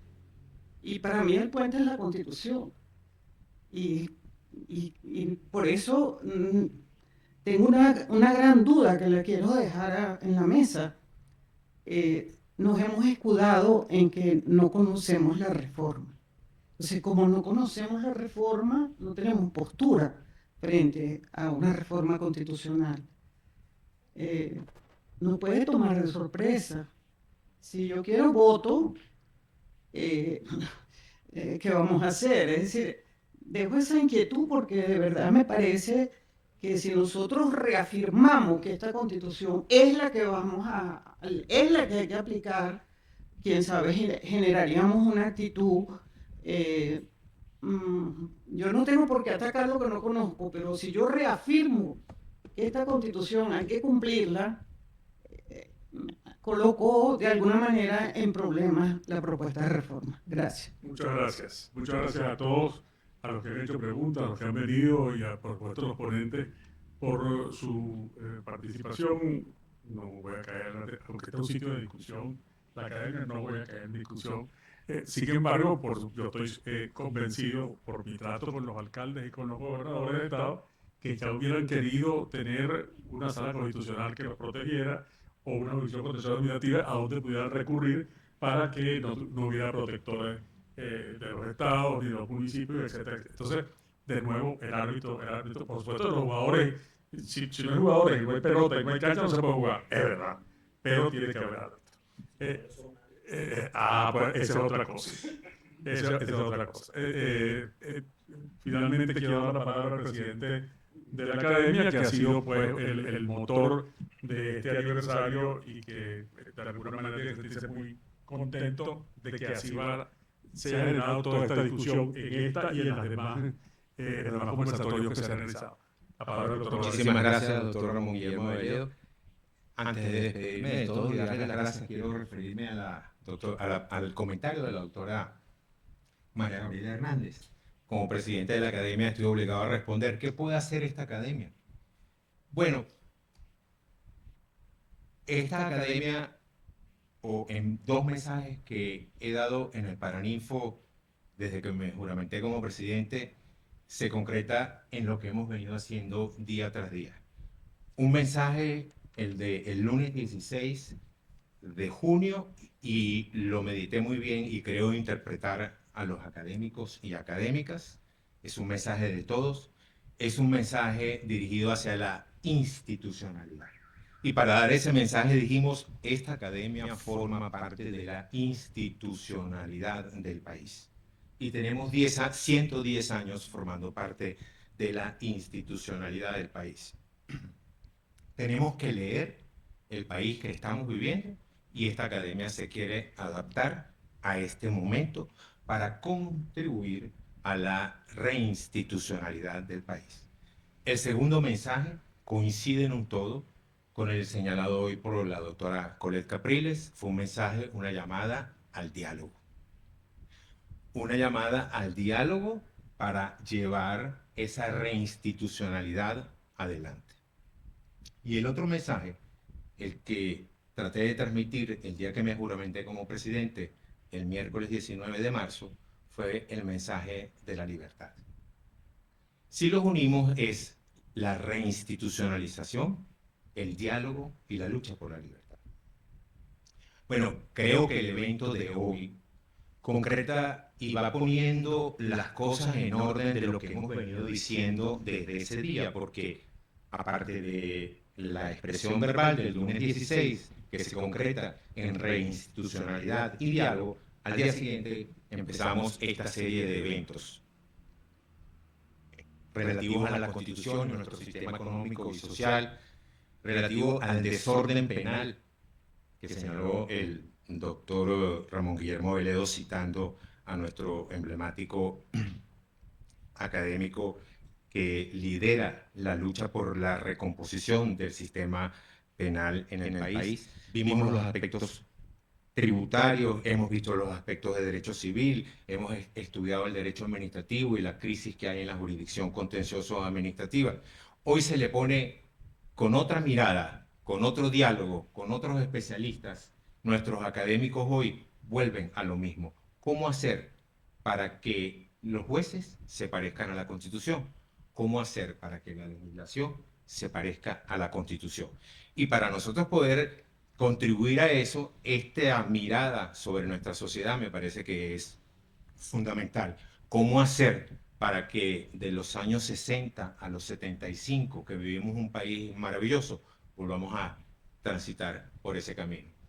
Tiene que ser con métodos nuevos, tienen que ser con actividades nuevas, pero la Academia de Ciencias Políticas y Sociales va a seguir en esta mesa y en todos los ambientes en lo que pueda, a través de sus académicos, a través del talento que tiene la Academia, que todos los que han hablado aquí lo han demostrado en los últimos 9 encuentros, procurando a que eso sea así.